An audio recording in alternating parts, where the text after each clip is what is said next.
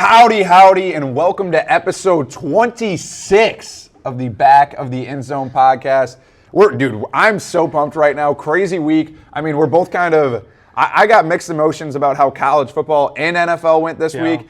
And I mean, to start off this episode, we're going to switch it out and not go the traditional route. And we're actually going to start off with a little bit of NFL. I got a rant, man.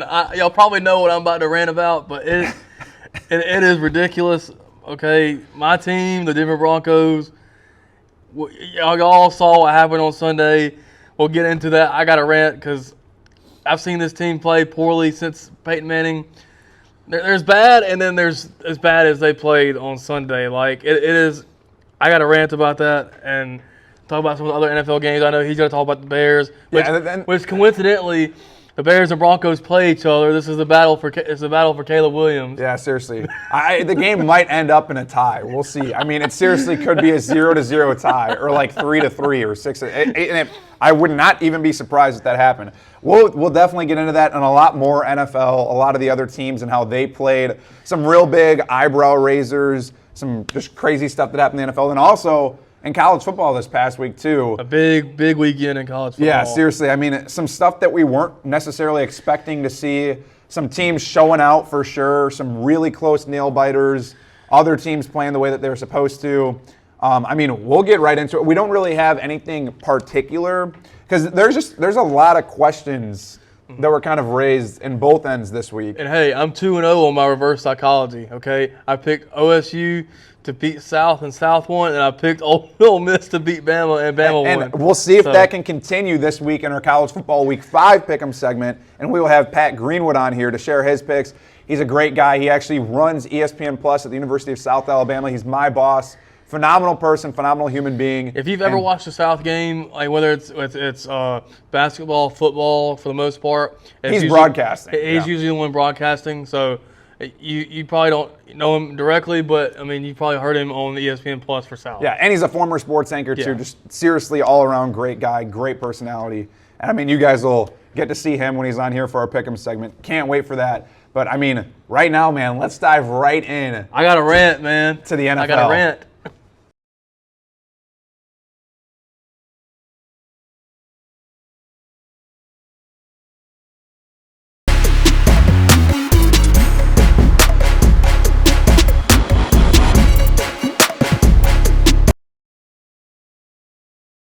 All right, before we dive straight into segment one, we would like to thank 251 Pool Works for sponsoring segment one. 251 Pool Works is family owned and operated, and they offer pool cleaning, maintenance, and repair. They serve the greater Mobile, Baldwin County, and Pensacola areas, and if you're needing any monthly pool cleaning, service, and or repair, give them a call at 251-978-7736 for the Pool Works. Can't thank 251 Pool Works enough for all that they do for us and for sponsoring this segment. And if your pool looks anything like how the Denver Broncos played this weekend, please give them a call because it is shit, man. It's terrible.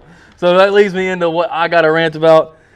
Okay, of course, y'all all saw it on national television, besides Taylor Swift and Travis Kelce, that Miami Dolphins beat my Denver Broncos 70-20. The first time in most points in a game since 1966, most total yards in a game since the 70s. 726 total yards, 10.2 yards per play, 376 passing yards, 350 rushing yards. I've seen some bad performances from the Broncos early years, but this has got to be the most embarrassing. I mean, this defense was supposed to be really good. I mean, you got Patrick Surtain at the corner position, one of the best in the league. Now, you were without Justin Simmons, who's a top 3 safety in the league. But there was no pass rush. It seemed like there was no urgency for anything. People want to blame this on Russ.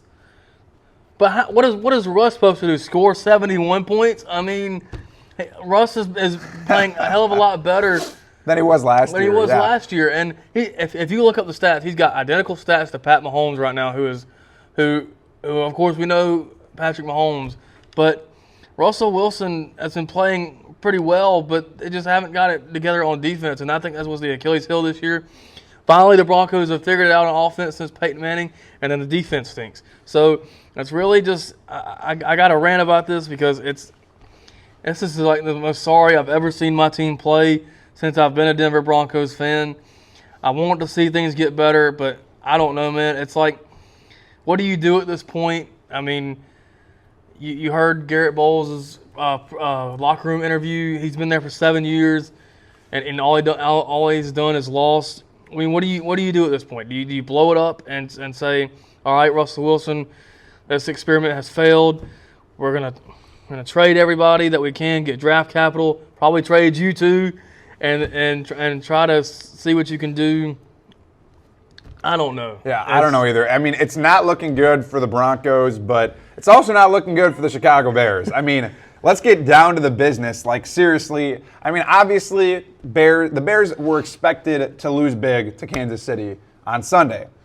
Losing the way that they did, 41-10, and the performance from Justin Fields, I don't know if we were expecting that. Obviously, week 1 and 2. I think it was due to Taylor Swift being there. All right, shut up. I don't even care. I hate that dude. So annoying. But Justin Fields, man, like as an Ohio State fan, as a Bears fan, as a Justin Fields lover, someone that has always rode with Justin Fields to the very end, right now, man, I'm struggling to still ride that train. Like, it is just so difficult. Justin Fields didn't even pass for 100 yards on Sunday. He passed for 99 yards, I think rushed for 47. He had 1 passing touchdown. I mean, just seriously, the thing is, for the longest time last year, Justin Fields was getting it done. He was getting it done with his legs, getting it done rushing, and still had a little bit of passing to do. And so us Bears fans were like, all right, get us some weapons. We got us some weapons. We have DJ Moore now. We got a little bit better on the offensive line. And it's just like Justin Fields, he's a one-read quarterback. I was talking with my girlfriend's dad about this. Literally, Justin Fields this year so far, when he's in the pocket, he looks at one receiver, and then he's not looking anywhere else. And he has a lot of time. He honestly has probably, I mean, they talked about it on Sunday against the Chiefs. He has more time than most quarterbacks do in the league to throw the ball, and he holds on to the ball longer than anybody else and still can't find anybody. Yeah. And it is just so frustrating as a Bears fan. And we're just going to see the battle of dumpster fire on Sunday between the Bears and the Broncos. And I mean, this game seriously could end like 3-2 for all I know. Like, literally, the Broncos will get a safety, and the Bears will get lucky enough to get a field goal, and it'll be 3-2 final score. And I would not even be surprised.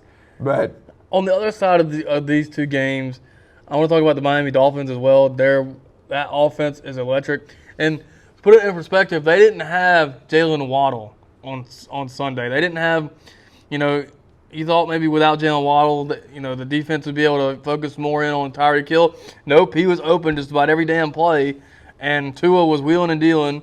He went 16 for 16, 206 yards in the first half. He had more touchdowns than he had completions. He went 23 for 26, 309 yards, 11.9 yards per attempt, and 4 touchdowns. And then Mike White got in the game. He went 2 for 2, 67 yards and a touchdown. So to put that in perspective, the Dolphins are one of the best offenses in the league right now. Their defense is starting to put it together even without Jalen Ramsey. And once they get Jalen Ramsey back, they're going to be pretty damn good on defense. Yeah, Vic Fangio calling that defense for them has been pretty darn good. If Tua is healthy, man, and I saw the stat, do you know that Tua has missed the same amount of games as Joe Burrow due to injury? They both missed 8 games overall of their career. So Tua is not as injury prone as maybe people seems like. to be. It was just because last year everything that happened. I think it's the spots in which he got injured last year and before. A lot of them were like towards the end of the season when the Dolphins were getting ready to make a playoff run, or even back in his Bama days, it was towards the end of the season when Bama still had a lot of life and still had a lot of, a lot to play for. But when Tua's healthy, he's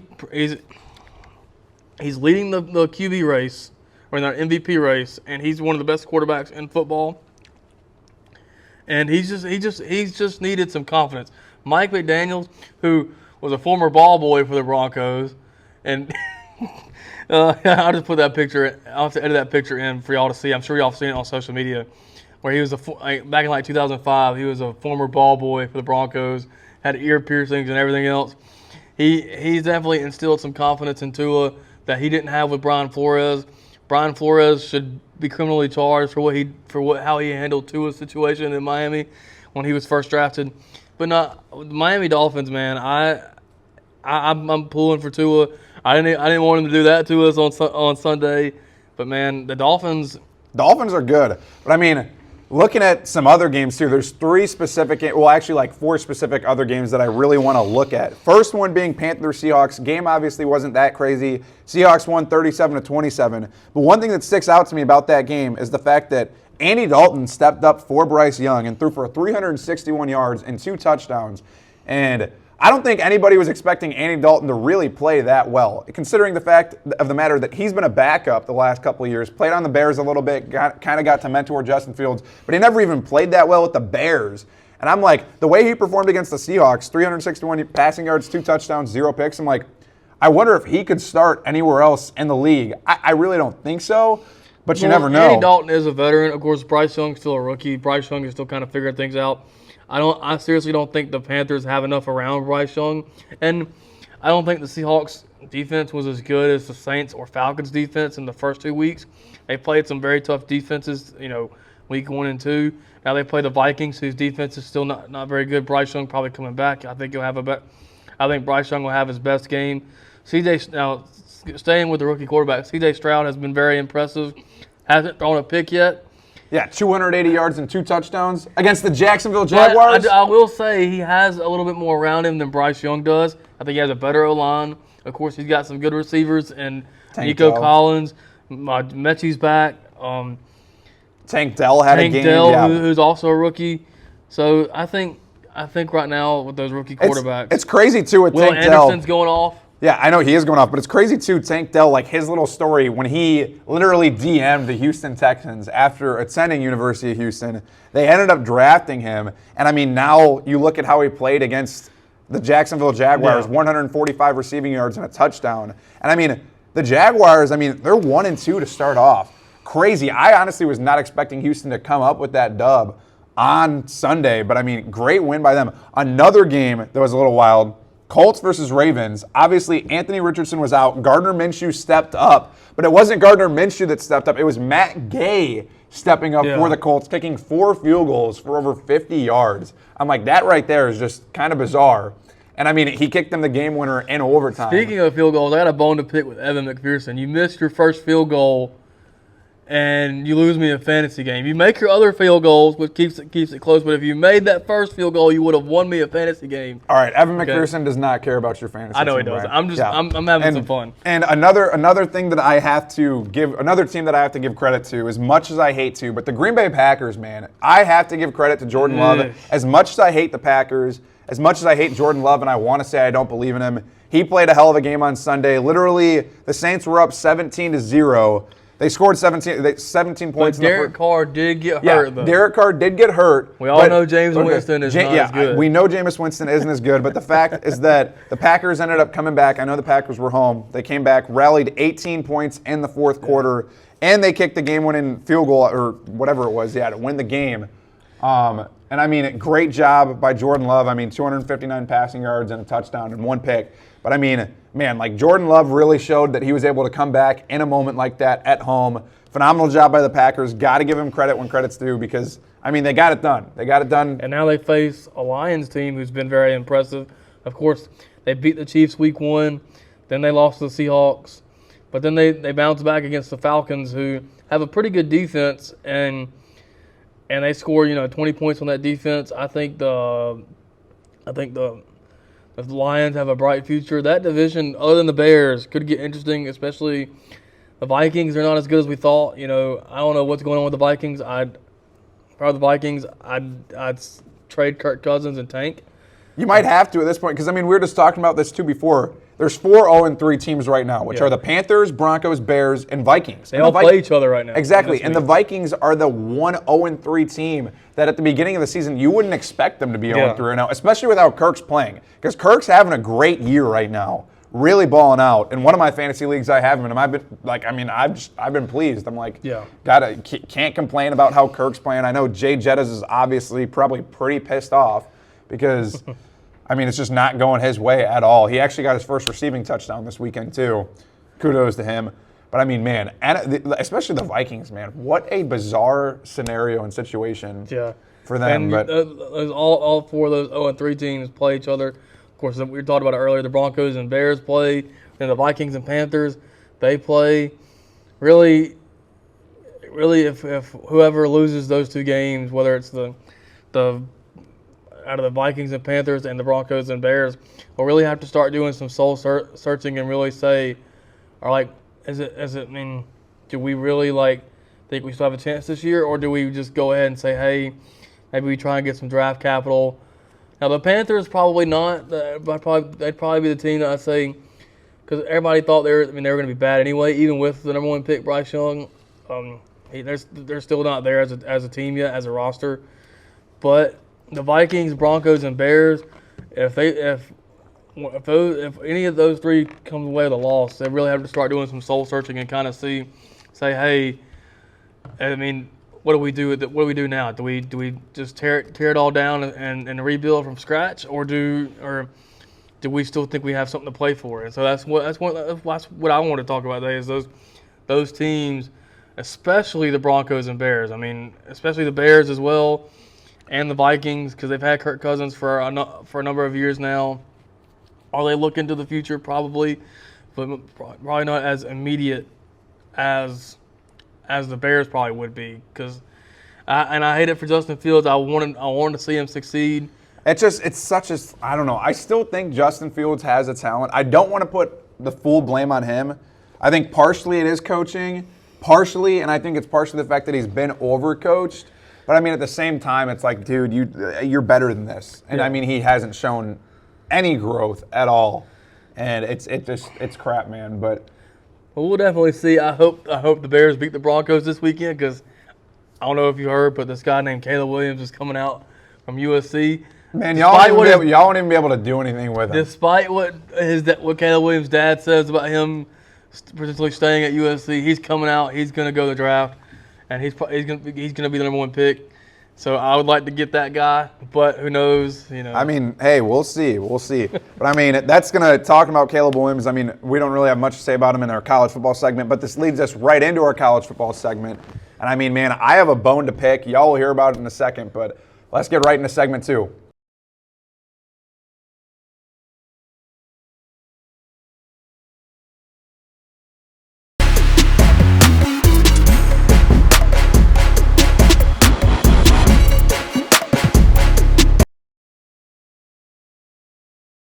All right, before we begin segment 2, Now Fitness is a gym and fitness center based in Groveville, Alabama.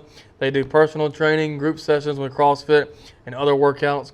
They help local athletes train and get in their best shape. Call 251-269-3065 for more. And go hit the gym, man. Go hit the weights. Go give them a call. Man, I'm going to have to hit the weights after how pissed I am. I wouldn't say that I'm pissed, but I think it's funny to me as an Ohio State fan, looking at the outside perspective looking in, yeah, and all these other different fans of different fan bases that think it's hilarious, and they're mocking Ryan Day for making fun of Lou Holtz. Obviously, yeah, I get both sides of it, but as an Ohio State fan, all I have to say is that is the fire and intensity that I want coming out of my head coach. Seriously, I think at the end of that game, just with what Ryan Day showed there, literally it's going back to the Georgia game. Going into the Georgia game, Ohio State getting a second shot last year in the college football playoff, Ryan Day showed a different type of intensity. And I think that he was slow to pick up on that intensity at the start of this year, but going into week 4, and especially at the end of that Notre Dame game, yes, you can say whatever you want about Notre Dame having 10 guys on the field the last 2 plays. Guess what? Game's over. Ohio State won. Go Bucks. But all I got to say is the intensity and the fire coming out of Ryan Day when he's like, I wonder where Lou Holtz is right now. It's Ohio against the world. And no, it's not. Yes, it is. And as an Ohio State fan, I'm telling you right now, that is what I want to see. And, man, we're winning out. Just wait, Brian. Just wait. We are winning out. And all I got to say is I'm pumped about that, man. That 65-yard drive down the field in the final 85 seconds, that's what I'm talking about. I still think it's kind of funny he went after Lou Holtz, who's basically, I don't want to say he's on his deathbed, but he's old as dirt, and Lou Holtz is – it was funny to me. But I can see why he did it. I can see what he was trying to do. As a Bama fan, you look to Nick Saban for all your rants, and when Nick Saban rants, when he makes the when everything he does is calculated, even his rants, and all Ryan Day I think was trying to send a message to his team I think that what he was trying to do through the media, and that's what. And he was successful with it. I mean, every looking at like the media standpoint of it, every Ohio State fan was pumped about that, and then everybody else did not give a crap at all. And I mean, man, that all I gotta say. That's what coaches do. They try to instill. They try to when they rant to the media. Now, sometimes it is because the media and we're trying to become part of the media. They ask stupid questions. I mean, I'm still trying to get better at questions I ask when I interview people. You still ask stupid questions. No, I'm just kidding. Shut up. But no. But it is. Sometimes because the media asks a dumb question. But it is really to send a message to their team because they know the players are gonna watch that. And so whenever these coaches, especially the high profile ones like Ryan Day, like Saban, like Kirby, like Dabo, when they rant to the media, we all know they're trying to send a message to their team, and I just think that's what Ryan Day was doing. Yeah, it's still funny, but it's funny in the way he did it. At least he's not telling that he's saying he's going to execute his team like Brian Kelly did that one time. Yeah. But he still succeeded in doing that, and maybe we'll see a different type of fire the next time Ohio State comes out. But speaking of college football, Bama bounced back this weekend in a big way. They got the win against Ole Miss at home. I was a little bullish on this game because I didn't know what Bama team would show up. I didn't know if it would be, the team that we saw the first 2 weeks. Even in the loss to Texas, they still played pretty well. Or the team that showed up at South Florida. But it looks like Bama has their man at quarterback with Jalen Milroe. I was impressed with him. Other than one bad pick in the end zone, I still think he kept it pretty clean. And the moment that really like made me start rooting. I mean, I was already rooting for Jalen Milroe, but the moment that really did it for me, like, all right, he's our quarterback. He's the guy that gives us the best chance to win. As Bama's, it was like mid-third quarter. He throws a 30-something yard strike to Jalen Hale in the end zone, and he gets torn in half by a blitzer, and he's on the ground, and he's asking the trainer that's attending to him, did we score the touchdown? And he gets back up and he continues playing the rest of the game. That's what I want to see from my quarterback, and he plays with such toughness, and so I like Jalen Milroe going forward as Alabama's quarterback, and I think Bama. I think that win was probably the spark Bama needed. Yeah, and Jace McClellan too, a great game, rushed for over 100 yards. I mean, obviously great back there too. The defense was phenomenal. Yeah, the defense. I mean, holding Jackson Dart to no passing touchdowns. Jackson Dart still had a good day passing the ball, but I mean, you prevented them from really just getting their offense going and the way that they wanted to. Obviously, they scored in like the first quarter, but after that, no touchdowns after the first quarter. So that was huge. You held Quinshon Judkins to only under 60 yards rushing. He's one of the best backs in the SEC by far, and he's kind of struggled to get things going. But you still held them to under 100 yards rushing. Then after the first quarter, they didn't give up another touchdown. And so I really like what I saw from Bama's defense, and so roll Tide, baby. Yeah, literally roll Tide. But I mean, and I'm surprised I'm saying that right there. But I mean, I got to root for y'all now though too. Now just after losing to Texas, like I want to see you guys succeed in the SEC. But I mean, we'll see what happens. But I mean, shifting gears from the SEC, taking a look at one of the more dominant conferences right now in college football that we weren't really expecting at the beginning of the year, the Pac-12, man. The Pac-12 seriously is, I mean, whether you agree with me or not, the Pac-12 is dominating. I agree. I'm not necessarily including, there's teams that I'm including and not including, but starting out, Oregon and Colorado, obviously, I don't think anyone was expecting that game to go the way it did. Kind of comparable to Miami against Denver in the NFL this week, the Dolphins and Broncos. Colorado did not have a great week, man. Yeah, I mean, they did not. Not the week that they were expecting. I don't know if it would have been much different if Travis Hunter even played. Like, I think there would have been a little bit of a difference, but Oregon was rolling, man. They were really just like on fire, literally. Had probably one of his best games. As a player, he's the first player. And he probably saw the stat on Twitter. He's the first player to be responsible for in college football history to be responsible for 55 touchdowns on two teams. Auburn and Oregon he's having two separate careers, and of course the Oregon one is becoming his most successful. But Bo Nix, if he can put it together and really stay consistent and do what he does best, he can take Oregon as far as they want to go. And you talk about coach's speeches. Dan Lanning's pregame speech, was you want to talk about hype? That got me hyped. Fighting for what did he say? Colorado's fighting for clicks. We're fighting for wins or something. Yeah, something like that, and that got me hyped. And then the duck running out with a Deion look. And then the head came off and he ran back in. Yeah, kind of ruining the moment a little bit. It was cold. Yeah, I mean, it was cold. But I mean, yeah, all credit to Oregon because they really shut down Shedeur too, and Colorado just could not get it rolling at all. But the season is not over for Colorado. They got another big matchup against USC. We haven't. Speaking of USC, we haven't really seen them be offensively challenged or defensively challenged yet. They haven't really gone up against the offense that's going to be able to really challenge them defensively, because we know what their defense was last year.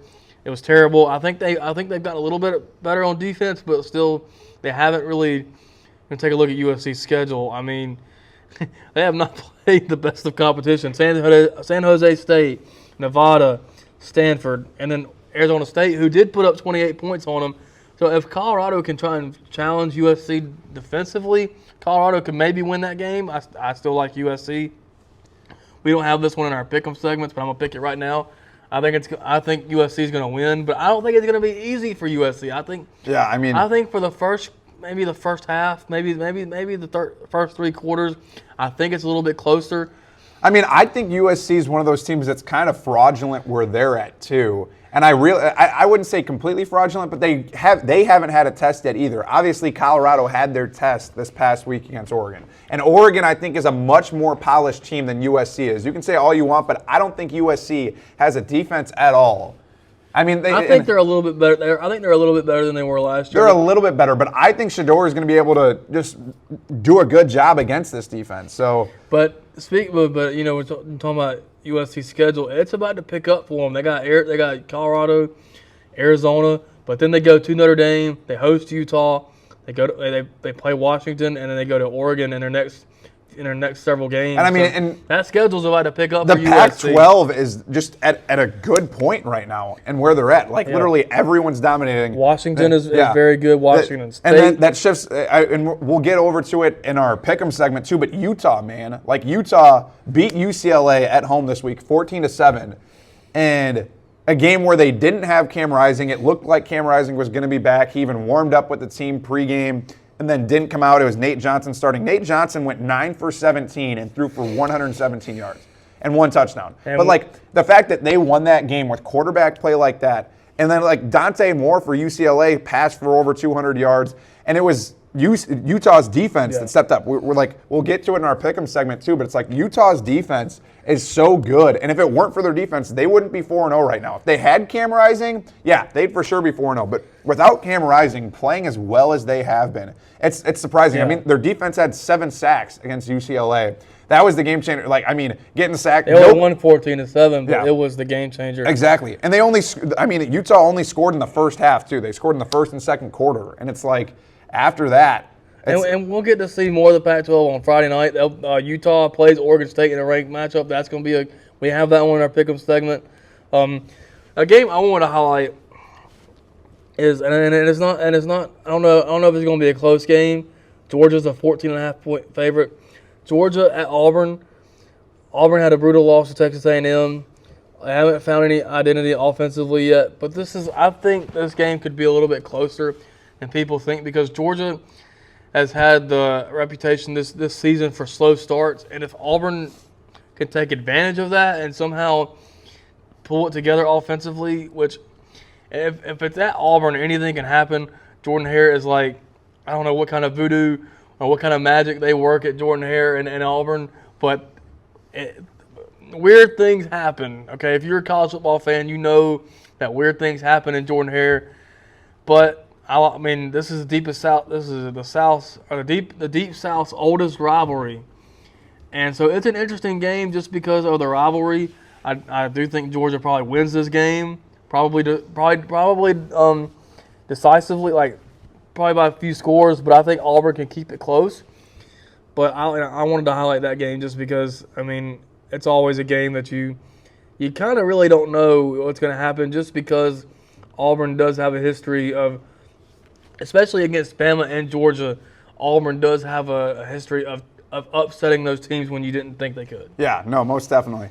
But, I mean, we'll see what happens with that. But I just want to shift back over to the Pac-12 for one more second because, seriously, You in the Pac-12, dude, man. I don't know what – their quarterback play, though, right now is just so crazy because obviously at the beginning of the year, you're looking at Heisman conversation. Obviously, Caleb Williams is at the top of that conversation.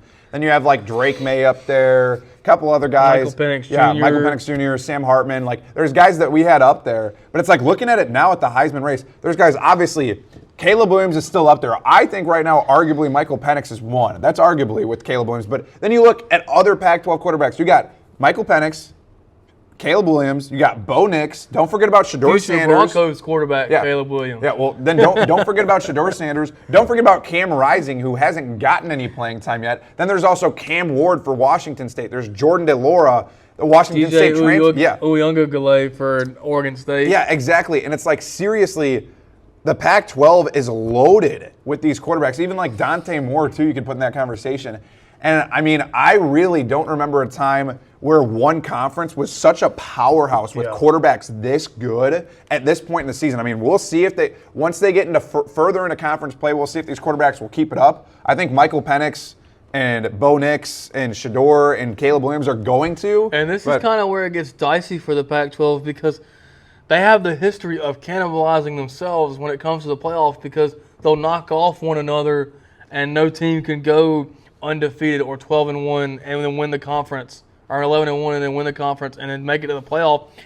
So that's why you don't really see the Pac-12 having a team this year unless something happens and a team is that overly dominant. But I don't think any of these teams are that much better than the other, especially at the top, because I think Utah, USC, Oregon, Washington, that's probably your top four, right?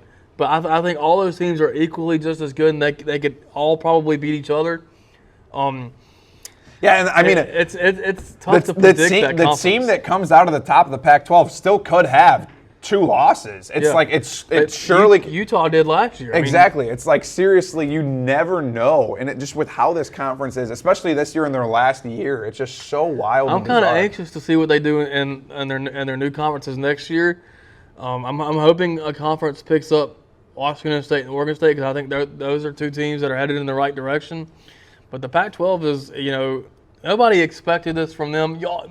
You expected them to have great quarterback play. You expected them to go out with a bang their last year and as a conference, but you didn't expect them to be this good. Oh, yeah. Hell no. Like half their teams are in the top 15.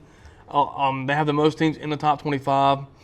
And that's usually the SEC. Usually, I mean, and as a Big Ten fan, I hate to say it, but obviously, I'm going to do what a stereotypical Big Ten fan says. But I usually think the top 25 is SEC bias. Yeah. And I mean, and it can be. It can be. You go, yeah. Get out of here. But I mean, looking at the Pac-12 this year, I wouldn't even say that it's Pac-12 bias. I would just say these Pac-12 teams are actually really good.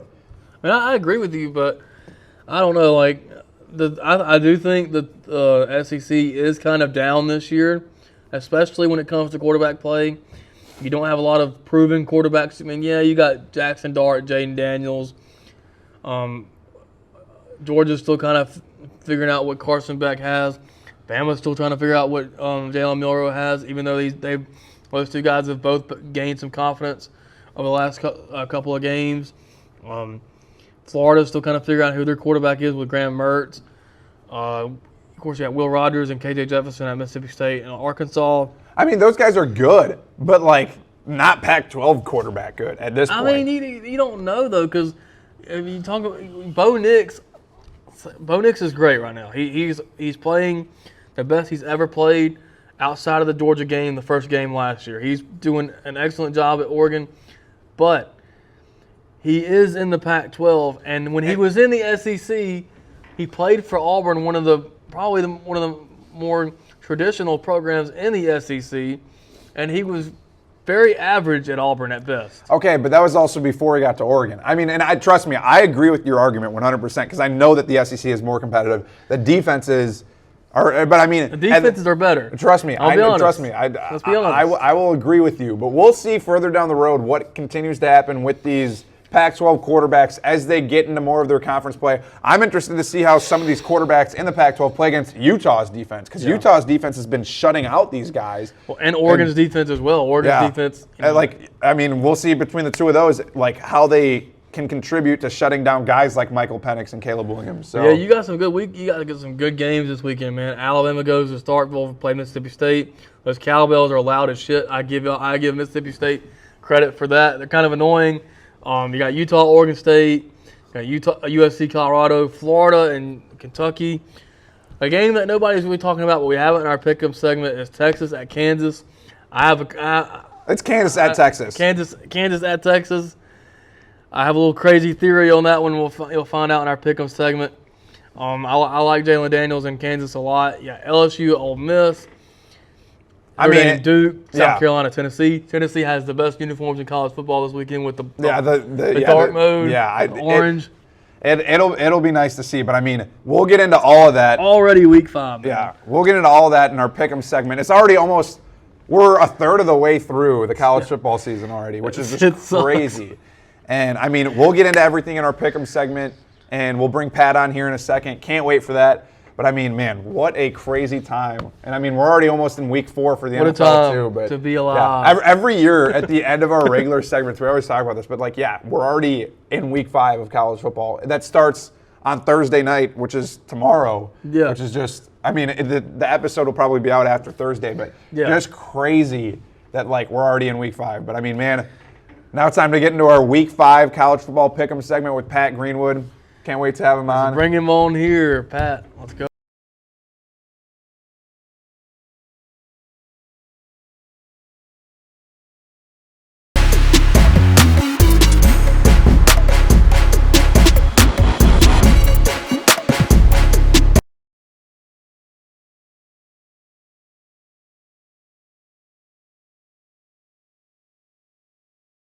Welcome to our college football week 5 pick'em segment this week featuring our special guest, Pat Greenwood. He's been a great mentor to me here at the University of South Alabama. He actually runs ESPN Plus at the University of South Alabama, was a former sports anchor at multiple news stations. He's had a renowned career, great guy, and just great personality too. And I mean, he's going to be helping us with our pick'ems this week. We'll see if he can potentially beat out and get a new top score, maybe go 7 for 7. I was about to say, I've got a tough road. Yeah, I mean, that's tough. And I'm looking at the guys, the teams that I want to pick, and I've got a lot of road teams, so I don't know. Yeah, I mean, it's not easy. It's not easy this week too. So, but I mean, going right into it, we're going to start off with number 2 Michigan, headed to Memorial Field in Nebraska, playing Nebraska. Michigan started off 4-0. Obviously, they really haven't played any really tough opponents yet. They played Rutgers last week. J.J. McCarthy had some struggles against Bowling Green in week 3. Nebraska's 2-2 right now. They're coming off 2 wins, and they have a quarterback battle right now too. Jeff Sims has been out the last 2 games. They had Heinrich Harburg come in the last 2 games. He's currently leading the team in passing yards and in rushing yards. And I mean, Michigan's number 2 team in the country. I really don't expect Nebraska to do much at home. I think Michigan comes out by a mile on top of this one. I think it's the same saga as last week, and probably against Michigan is one of those teams that always starts out slow, and I think Michigan's just too good. I like Michigan as well, but I wouldn't be surprised if Nebraska stays in it for a little bit. I disagree. I don't think Nebraska stays in it at all. I think of all the games that we're going to pick this week, this is the easiest one to me. Even though it's at Nebraska, and we've actually gotten a chance to play there twice, and it's a tough atmosphere. No, Michigan rolls. Yes, they have some struggles. Yes, they have some questions to answer. This is all Michigan, and somewhat pains me to say that, but I'm not a... You're probably right. I'm trying to find a way to keep Nebraska in it. The thing is, you look at Nebraska, they have not gotten anything done offensively. Their leading passer, Heinrich Harburg, this new quarterback, he has 278 passing yards. And then their other quarterback, Jeff Sims, has 212. and it's like they can't get anything going offensively. And you continue to want, you're waiting for Nebraska. Certainly the old Nebraska is going to come back, right? And they just haven't. They haven't come back at all. So this is not the week either. Michigan rolls. Yeah, I would definitely agree with that. Now going into our next game, we have number 12 Alabama headed to Mississippi State. Brian's excited about this one, especially after coming off a win against Ole Miss last week. I know we were talking about that game. Weren't really sure how that game was going to play out. Obviously, Bama won 24-10, shut down Jackson Dart, which was huge for them. And I mean, Roydell Williams had a huge game. Same with Milroe. Well, I mean, Milroe just is growing as a passer. I mean, and I think that's good for you to see as a Bama fan. I think Mississippi State is a better team than people give them credit for, but I still think they're trying to figure things out after Mike Leach. I know it's been tough on them, a tough year after losing Mike Leach. I'm tempted to pick Mississippi State here just because of reverse psychology. It's worked for me the last couple of weeks. I picked OSU to beat South won. I picked Ole Miss to beat Bama won. But I gotta go Bama here. Mississippi State hasn't beaten Alabama since I think before Saban got there. It's been a long time. I don't think it's any different. I like where Milroe has progressed from last week, and I like what the defense did last week, holding Lane Kiffin to under 10 points for the first time in his tenure at Ole Miss. That is huge, and I think it's a huge momentum swing for Bama going forward. Yeah, I think this is Michigan-Nebraska Part 2. I think Alabama rolls because I really don't see anything that Mississippi State has done so far that would make me think, as an Alabama person, that, I got to be worried about that. I do think Milroe kind of came into his own, got a lot of confidence, and I think the offensive players got a lot of confidence in him. He didn't play that poorly against Texas. He was just playing Texas, right? Yeah. So I think he's a good quarterback. I think the obviously the coaching for Alabama is hands down better than Mississippi State. Yeah. I don't know how Alabama ultimately will do against teams like LSU down the road, but I think Saturday they roll. Yeah, I would 100% agree with that too. I mean, Mississippi State's coming off 2 straight losses, obviously to LSU and South Carolina, which are better teams, but they're not great. And I don't think that helps Mississippi State and Will out Rogers at all. is a great quarterback. He's been one of the guys talked about for the last few years, especially in the SEC. He's put up big numbers. He just doesn't have enough talent around him to get the job done, and that's why I think I picked Bama. That's why I picked Bama. Yeah, so. Bama's definitely rolling away with that one. Now, into a better matchup. Both these teams are ranked. We have number 11 Notre Dame headed to number 17 Duke. Obviously, Notre Dame lost to Ohio State in the final seconds of last week's game in South Bend. I was really happy about that, obviously. But, I mean, this game's interesting, too, because, I mean, this is Duke's biggest test of the year. Obviously, week 1 everyone thought it was a huge test because they beat Clemson, but Clemson turned out to not be as good as we thought they would be. And now you have Sam Hartman coming off of his worst passing game since 2018 at Wake Forest. He passed for 175 yards last week. I think that Sam Hartman comes out, Audric Estime, the running back, they come out rolling, and I think they destroy Duke. This is an excellent quarterback battle between Sam Hartman and Riley Leonard. Of course, I like Riley Leonard. I like to pull for the local kids. He's from Fairhope. This is my upset pick. I'm picking Duke. They're at home. I mean, when they played Clemson, that place was rocking. I like the tenacity and the physicality that Duke played with, and that they just have gotten a lot of momentum in that game. I like Duke here at home. I'm a big Riley Leonard guy as well. You got a chance to see him play high school ball, and he's just a good kid on top of everything else, right? I do think Duke's defense is better than most people give it credit for, and I think Hartman's going to struggle again because of the defense. But I do think Notre Dame wins this. Assuming they put 11 on the field for every play, I think Notre Dame will win this one. And I do think it'll be closer than most expect. You expect a blowout. I don't think it's a blowout, but I think Notre Dame does win. Maybe 10 in the end, but one of those late touchdown or late field goal to make it that. Yeah, most definitely. Okay, and then this leads back into another ranked matchup, SEC matchup here. Number 13 LSU at number 20 Ole Miss. Obviously, again, going back, Ole Miss last week lost 24-10 against Bama. Didn't score a touchdown after the first quarter. Jackson Dart had some struggles. I mean, and he's been solid all year. I mean, he's passing for over 1,000 yards. But obviously, Ole Miss 3-1, and then you have LSU also 3-1. And LSU had very high hopes going into this year. Jaden Daniels, obviously, Malik Neighbors, all these big-name guys. And, they really are, looking on paper at their team, they are one of the most stacked teams in the SEC player-wise, but it just really hasn't panned out after losing to Florida State. And I think last week, after they barely squeaked by Arkansas, 34-31. And I think the only reason why LSU won that game was because of defensively they had 2 touchdowns over KJ Jefferson. And I think that if Ole Miss can come out and if Jackson Dart can have a good bounce back game, I think Ole Miss is coming out on top this game at home. I still got to take LSU. LSU is my national title pick for the season. I still think they have the team to do it. You haven't really seen LSU I mean, you did against Mississippi State, but I think defensively LSU is just too good. Harold Perkins on the edge. I mean, he plays everywhere on the field. He is just incredible to watch. I like watching Jalen Daniels and Malik Neighbors.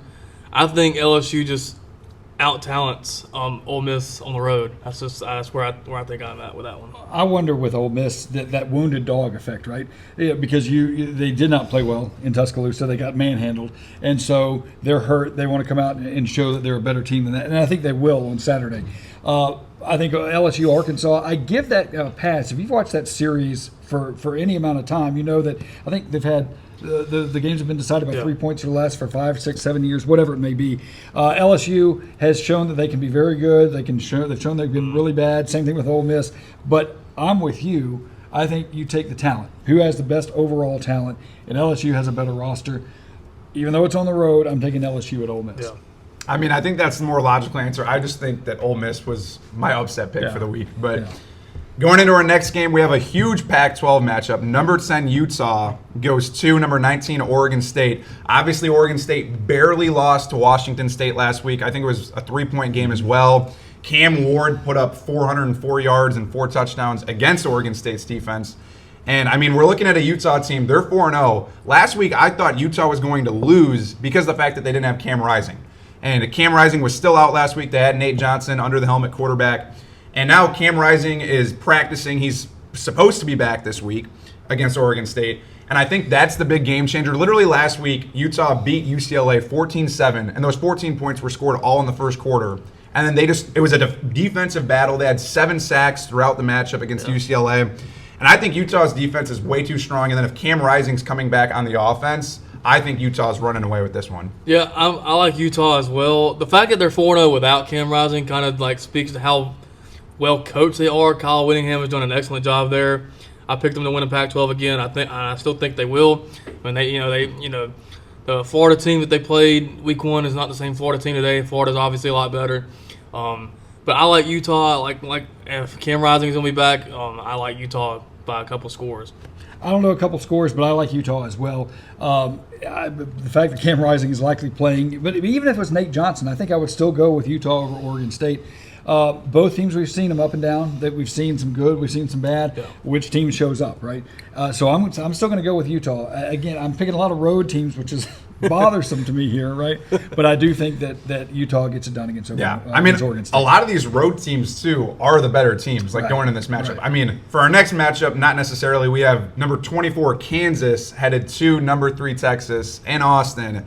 I mean, dude, I know Brian and I were talking about this before. We were like, could Kansas pull it off? I don't know. I really don't think Kansas has any sort of a shot. I mean, they beat BYU last week, but Kansas just isn't – I don't think they're where they need to be offensively and defensively to just go up and compete against Quinn Ewers and this Texas team. I've been wrestling between this game because I think it is a trap game for Texas because Texas has the Red River Shootout next week. I think they could be looking ahead. I've been wrestling with whether I'm crazy enough to pick Kansas. Well, I am. I'm picking Kansas on the road. I like Jalen Daniels. I like Lance Leipold. What he's done there is phenomenal. I mean, Kansas, really was unknown coming into last year's season, and then they proved that they could win. Like I said, I like Jalen Daniels. I like the culture that Leipold's building there. I'm taking Kansas on the road. I know it's a shocker, but I'm believing. I'll agree with you. In basketball season, not in football. I don't know if Texas is back yet. I think certainly better than what we've seen. The win over Alabama was impressive. I don't know how they'll do next week in the Red River Shootout, but I do know this week at home, Kansas, that's a gimme. Well, Kansas won this game 2 years ago in Austin. But last year, Texas beat Kansas 55-14 in Kansas. Well, and I mean, you got to think, Kansas barely squeezed by last week, too, against BYU, and it was because of the fact that they had 2 defensive touchdowns.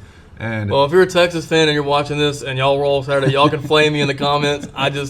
I gotta have an upset this week, and I'm picking. You're only picking that upset because Texas beat Bama. That's yeah. I'm still butthurt. I'm still butthurt over that loss. Reason why. Texas by 20. Yeah.